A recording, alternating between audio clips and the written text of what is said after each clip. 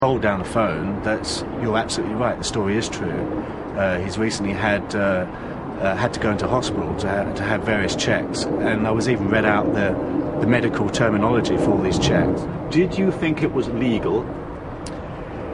I certainly thought it was wrong. When they contacted him, Alex Ferguson apparently blew his top. The story never appeared, and he's still on top of his game. The News of the World used private detectives and illegal methods against anyone, even royalty.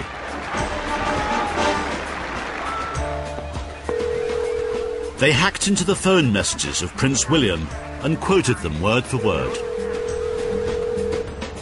For a brief moment in 2007, the culture of criminality was exposed. Private detective Glenn Mulcaire and the News of the World's royal correspondent Clive Goodman were jailed and disgraced. News International insisted Goodman was a rogue reporter and that it went no wider. A blind man in a very dark room can see that the official version of events doesn't make sense. Nick Davis and the Guardian newspaper believed there was a cover-up from the start. Mulcaire had pleaded guilty to hacking into 5 non-royals' phones too. Who'd ordered him to do that? And how many other names were in his notebooks? There you have a private investigator working full-time for the News of the World, but apparently hacking people's voicemail for, what, for a hobby? Just because he had time on his hands? This bloke was working 80 hours a week for the News of the World. Of course he was doing it for the newspaper. And what was so sickening about that official version of events was not just that News International chose to lie to all of us about it, but that the police allowed them to get away with that lie. Andy Coulson, the News of the World's editor, resigned, but denied that he had any knowledge of phone hacking. So what are we going to do to solve that? Within a few months, he was hired by David Cameron and went with him to number 10. Critics say this was a huge political misjudgment. I find it quite extraordinary that David Cameron, despite all the informal, off-the-record advice that he must have been given by all and sundry, went ahead and made that appointment. But there was a small group of people who had no fear of News International. A Manchester solicitor called Mark Lewis set the ball rolling.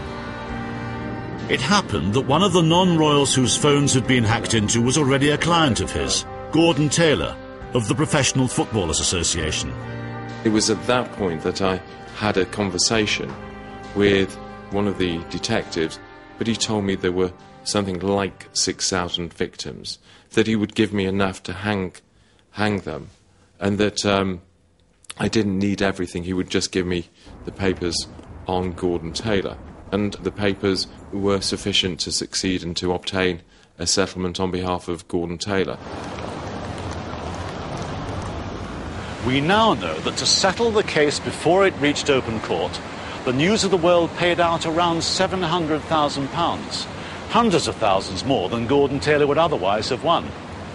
But at the time, this confidential settlement ensured that no one learned any more about who had ordered the phone hacking to take place.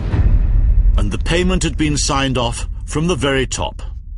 There was a particular settlement that I authorized, and I've said was made with information that was incomplete. I acted on the advice of executives and lawyers with incomplete investigation, and that's a matter of real regret for me personally. Tomorrow, MPs will want to ask, was James Murdoch involved in a cover-up?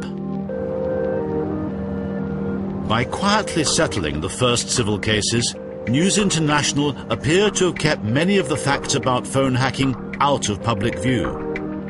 It was at this point that Nick Davis from The Guardian broke the story open. The story we eventually published in July 2009 quoted sources in the police who had had access to the material that had been collected by that first inquiry.